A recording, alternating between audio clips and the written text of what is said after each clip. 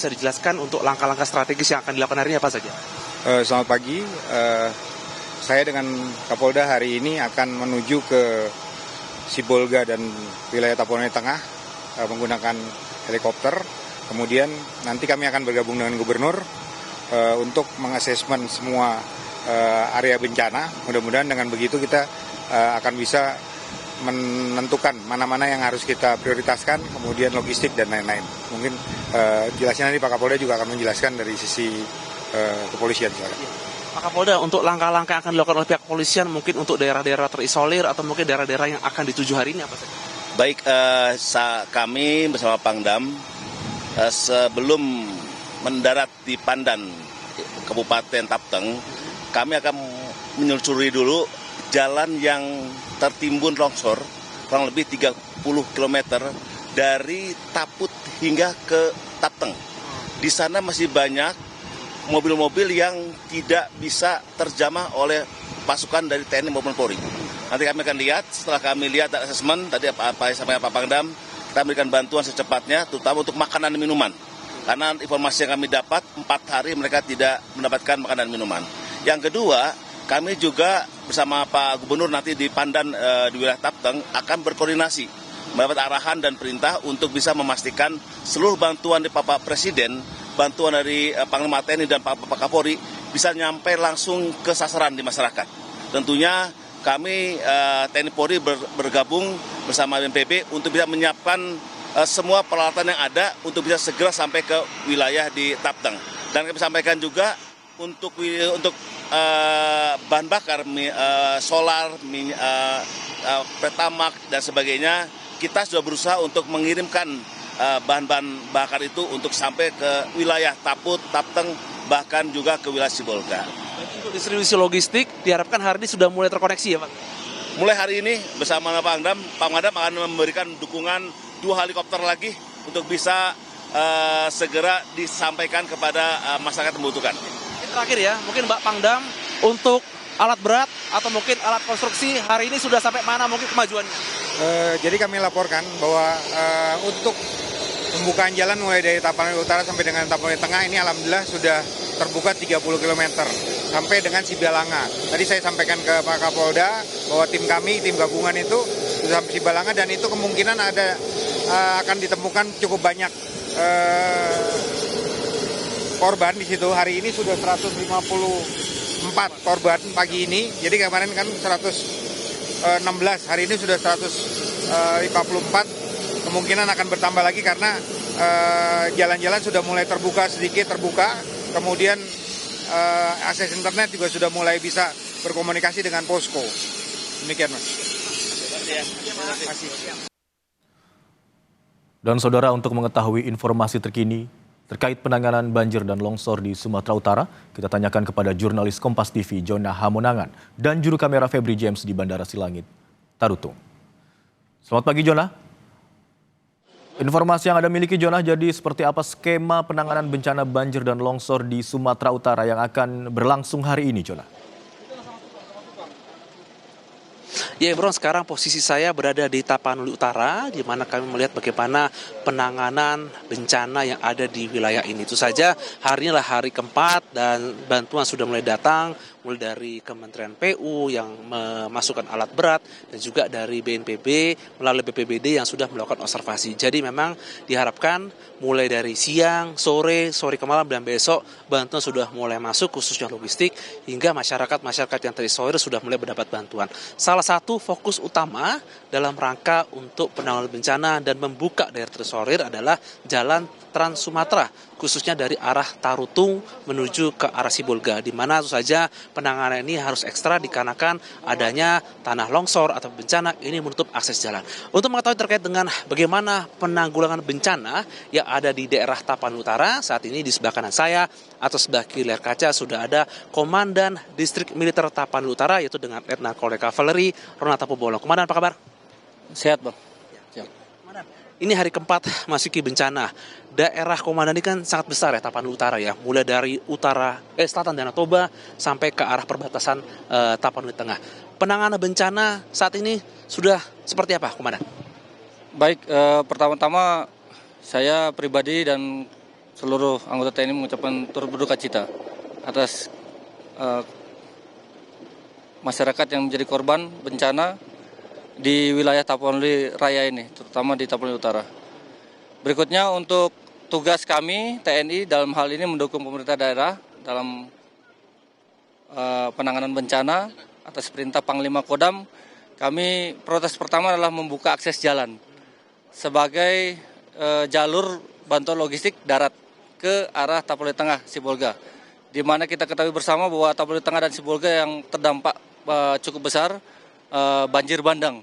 Sehingga akses yang saat ini dibuka sedang dikerjakan oleh Kodam 1 Bukit Barisan lewat Batalion Sipur. Kita membantu pemerintah daerah dengan dinas-dinas terkait untuk kita bisa buka jalan 62 km tersebut. Saat ini progresnya masih di kilometer 36, yaitu di Desa Sibalanga, Kecamatan Adian Koting. Sehingga harapan kita di sisa 26 km ini lagi kita kebut untuk bisa membuka akses jalan utama. Kemudian di samping itu kita juga telah membantu masyarakat-masyarakat terdampak di kecamatan lainnya, karena beberapa kecamatan juga ada yang terkena banjir bandang, kemudian ada juga tanah longsor, bukan di akses jalan utama, tapi di kecamatan lainnya, karena ada 3 titik utama hotspot kami yang kami perbantukan anggota kami yang membantu masyarakat untuk bisa kita mengevakuasi korban. Demikian. Itu kan tadi soal masalah penanggulangan bencana ya. Untuk masalah medis nih, mungkin boleh disampaikan data terakhir mungkin untuk korban meninggal dunia atau mungkin yang hilang dan juga di mana mereka pengungsi. Untuk data korban sampai saat ini mungkin kami baca data. Kebetulan kami ada 2 kabupaten yang terdampak wilayah kodim kami, yaitu Kabupaten Tapanuli Utara sendiri, kemudian Kabupaten Humbang Hasundutan. Di Kabupaten Tapanuli Utara sendiri yang meninggal sudah saat ini sampai dengan pagi hari ini ada 16 orang, kemudian masih dalam pencarian atau hilang, masih terbenam dalam tanah, itu ada 35 orang dan luka rawat 3 orang. Kemudian di Kabupaten Humbang Hasundutan, sampai dengan pagi ini sudah ada meninggal korban nyawa 9 orang, kemudian luka ringan 6 orang, dan masih dalam pencarian 2 orang. Data ini masih dinamis, Bang. Jadi kita sambil proses evakuasi, pembersihan tanah longsor, itu pasti akan menemukan mayat atau jenazah, itu kita akan update selalu. Demikian, Bang. Untuk pengungsi, jumlah fixnya kami belum dapat, Bang. Tapi masih ini proses data, karena cukup banyak pengungsi-pengungsi yang berada di titik-titik. Kami sudah berkoordinasi dengan Dinas Sosial, 2 kabupaten tersebut, untuk kita bisa memfikskan data pengungsi. Karena data pengungsi ini yang akan kita berikan kepada BNPB nanti untuk memberikan bantuan logistik dari pusat. Demikian, Bang. Rumah sakit di mana saja yang mereka mungkin sekarang yang standby untuk korban-korban ini? Baik, jadi untuk fasilitas kesehatan yang jelas puskesmas terdekat di tempat kejadian seperti di kecamatan. Kemudian yang pusat di daerah yaitu di kabupaten ada Rumah Sakit Umum Daerah Tarutung. Kemudian di Humbang Hasundutan ada Rumah Sakit Umum Daerah Dolok Sanggul. Itu sebagai rujukan bagi korban yang luka ringan ataupun jenazah yang perlu diangkut ke rumah sakit. Demikian, Bang. Komandan, ini terakhir. Bantuan kan sudah mulai datang ya. Kementerian PUPR juga sudah mendorong alat berat. Langkah ke depan untuk rehabilitasi ataupun untuk penanggulangan bencana seperti apa? Baik, jadi kami TNI yang jelas akan mendukung sepenuhnya apa yang dikerjakan oleh pemerintah kabupaten, yaitu prioritas pertama adalah membuka akses jalan. Itu kita bekerja mungkin ibaratnya dari subuh sampai malam, sampai dengan tidak ada penerangan, karena di tempat bencana tersebut listrik masih tidak ada, kemudian sinyal juga belum ada, sehingga komunikasi yang kita gunakan menggunakan Starlink portable. Kemudian untuk penerangan ini yang kita masih belum ini, karena tidak efektif juga bekerja malam hari, sehingga kita juga akan berupaya untuk kita bisa bekerja untuk malam hari penerangan dengan menggunakan genset. Kemudian yang jelas TNI juga akan memberikan pasukannya atau mendukung pasukannya untuk kita menjelajah masyarakat yang ada di balik longsoran, yang tidak terjangkau oleh kendaraan roda 4, roda 2 ataupun motor, sehingga kita bisa memberikan bantuan logistik ke masyarakat-masyarakat yang ada di balik tanah longsoran yang titik-titik terisolir. Demikian, Bang. Menarik. Tadi Anda mengatakan Starlink, distribusi Starlink, singkat saja. Baik, jadi dari pemerintah pusat juga sudah ada dukungan Starlink ke beberapa kabupaten yang terdampak. Yang jelas di wilayah Tapanuli Utara juga kita sudah menyiapkan Starlink. Dari Mabes TNI juga sudah mendukung Starlink, sehingga semua alat komunikasi, harapan dari pemerintah daerah kita bisa komunikasi dengan korban yang tidak yang mungkin saat ini masih belum diketahui apakah dia selamat, apakah dia tidak, sehingga dengan ada Starlink portable tersebut masyarakat bisa berkumpul di situ mengabari keluarganya bahwa saya selamat, demikian Bang. Jadi kita bisa memberikan kabar jumlah pengungsi ataupun korban yang ada di lokasi bencana. Demikian. Terima kasih banyak Komandan atas waktunya. Itu saja diharapkan upaya yang dilakukan oleh Kodim Tapanuli Utara bersama Forkopimda lain dalam rangka untuk mempercepat penanggulangan bencana. Terima kasih banyak Komandan. Demikian wawancara saya dengan Komandan Distrik Militer Tapanuli Utara, Letnan Kolonel Kavaleri Ronald Tapobolon, dan kita bisa melihat bagaimana upaya-upaya yang dilakukan dalam rangka untuk membuka daerah yang terisolir, khususnya masyarakat yang terdampak. Yang paling penting adalah bantuan logistik seperti makanan, apalagi tadi juga disebutkan oleh Komandan seperti distribusi Starlink sangat penting sehingga masyarakat bisa berkomunikasi. Banyak sekali komunikasi yang terhambat dan tidak bisa memberitahu bagaimana kondisi, dan ini sangat penting. Itu saja, diharapkan seminggu ke depan sudah bisa terbuka, terkoneksi, jalan juga sudah bersih sehingga masyarakat bisa beraktivitas normal kembali. Imron. Jonah, yang juga kami ingin ketahui tadi dikatakan sedang dibuka akses darat begitu ya, berupaya untuk dibuka akses darat sepanjang 62 km. Sementara itu hingga kini masih terus diupayakan dan sudah sampai di titik 36 ya, kilometer 36. Kemudian wilayah mana saja Jonah yang hingga saat ini masih terisolasi di 26 km tersebut yang belum terbuka akses daratnya?